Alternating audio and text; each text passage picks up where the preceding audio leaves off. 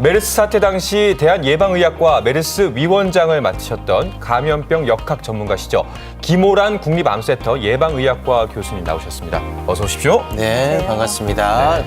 감염자의 침이 튀면은 감염이 된다고 봐야 됩니까? 아니라고 할 수는 없겠지만 치매에는 바이러스가 많지 않고요. 기침하면서 나오는 침방울이나 가래 바이러스가 많이 있습니다. 왜냐하면 코로나 바이러스 감염은 호흡기 감염, 폐 감염이기 때문에 바이러스는 주로 거기 있죠. 그래서 우리가 검사할 때도 그냥 침만 가지고 검사하면 환자인데도 음성이 나오는 경우가 그래요? 많아요. 그래서 가래를 받아서 검사하죠. 환자가 기침할 때 손으로 막았다고 하면 네. 손에 바이러스가 묻어 있을 거잖아요. 그 사람하고 악수를 한 다음에 나도 모르게 또 손을 입에 가져갔다. 그러면 감염될 수가 있겠죠. 메르스 당시에 지하철을 같이 탔거나 했던 분들 중에 혹시 그 감염된 사례가 있었습니까? 아닙니다. 우리가 정말 열심히 역학조사를 했는데요. 네. 186명 중에 우리가 지역사회 감염이라고 결론 낸 사람은 딱 한 명입니다. 근데 그분은 가장 많은 환자가 있었던 평택의 병원과 또 환자들이 다니던 터미널 그 사이에 있는 평택 경찰서에 근무하시던 분이었어요. 네.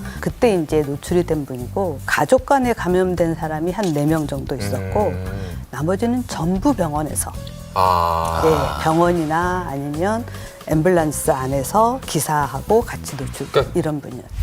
그 메르스 때는 186명이 네. 감염되지 않았습니까? 네. 지금이랑 같은 코로나 계열이라서 네, 네. 더 걱정스러운데 그때는 왜 이렇게 감염이 많이 됐습니까? 중동 이외에 이렇게 메르스가 많이 발생한 나라가 우리나라밖에 없는데 네. 사실은 그때 첫 번째 환자가 슈퍼 전파자 5명 이상 전염시켰을 때 슈퍼 전파자라고 하는데 네. 증상이 나타나고 나서도 진단받을 때까지 거의 열흘이 걸렸거든요. 가장 최고조로 몸이 안 좋을 때까지 계속 사람들을 병원에서 접촉했고 4번째 병원에 가서야 진단을 받은 거예요. 그러니까 그 사이에 병원에서 노출된 많은 환자들, 간병인들, 가족들한테 전파가 된 거죠. 그리고 이미 상황을 인지했을 때는 그 사람한테서 전파된 다른 사람들이 이미 다른 병원에 가서 이미 많은 접촉이 다 끝난 상황이었기 때문에 이제 좀 늦은 거죠. 그 당시에 좀 초기 대응이 미흡했군요. 지금 현재 코로나 바이러스 관련해서는 어떤가요, 대응이? 지금은 굉장히 상황이 다르죠. 지금은 중국에서 발생하고 난 다음에 우리가 다 알고 네. 문 앞에 지켜서서 자 이제 들어오기만 해봐라. 우리가 잡는다. 이렇게 하고 있는 상황이니까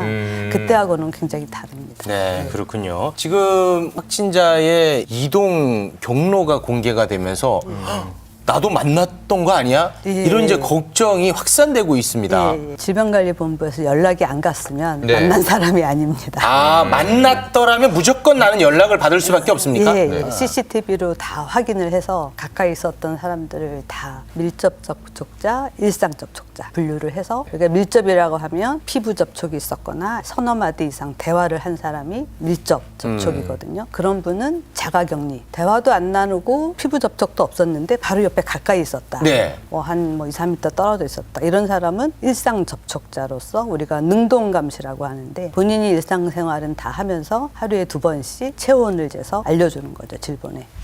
폐렴 예방 주사를 맞으면 안전한가요? 라는 질문인데요. 폐렴 예방접종이라는 게 있는데 이건 정확히 얘기하면 폐렴구균 예방접종, 즉 네. 세균에 의한 폐렴을 예방하는 예방접종입니다. 네. 신종 코로나는 바이러스. 바이러스죠. 그래서 아. 이 신종 코로나 바이러스에 의한 폐렴은 예방할 수 없지만 혹시라도 합병증으로 폐렴구균에 의한 폐렴이 생긴다. 그럼 그건 막을 수 있겠죠.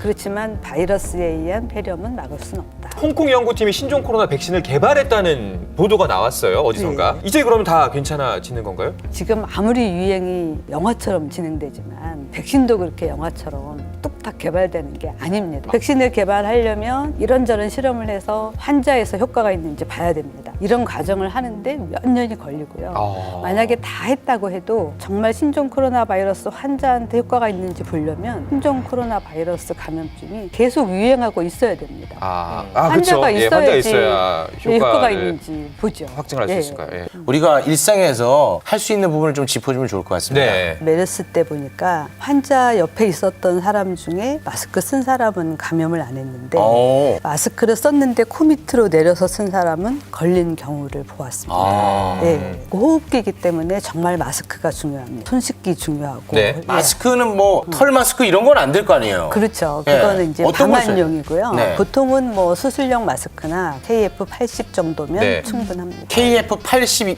정도면 충분하다. 네. 예. 네. 그렇지만 뭐 N95라고 해서 아주 기능이 강한 거를 쓰면 숨쉬기가 힘듭니다. 숨쉬기가 힘들어서 자꾸 만지고 오히려 코 밑으로 내리고 이러면 효과가 없죠. 마지막으로 이제 사람들께 좀 당부하고 싶으신 말씀 같은 게 있으실까요?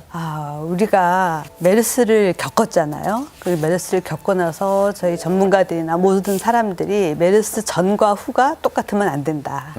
그래서 굉장히 많은 시스템도 바꾸고 인력도 충원하려고 노력하고 했는데 아직도 이 분야에 사람이 많이 없습니다. 저희가 이제 예방의학을 전공했는데 전국에서 올해 예방의학을 하겠다고 온 1년 차는 7명입니다. 전국에서요? 그렇죠. 이런 분야가 사실은 어떻게 보면 공공방역을 담당하는 부분인데 네. 저 많은 사람들이 관심을 갖고 열심히 해줬으면 좋겠다. 어떻게 보면 저희들은 군인하고 비슷합니다. 네. 전쟁이 안 일어났을 때는 뭐 아무 소용이 없는 것 같아요. 그렇지만 전쟁이 났을 때 갑자기 훈련이 된 사람을 어디서 데려올 수가 없잖아요. 우리가 그러네요. 군인을 키우지 않으면. 그래서 그런 생각으로 방역 시스템을 준비해야 될 것 같다. 네. 말씀드리고 싶습니다.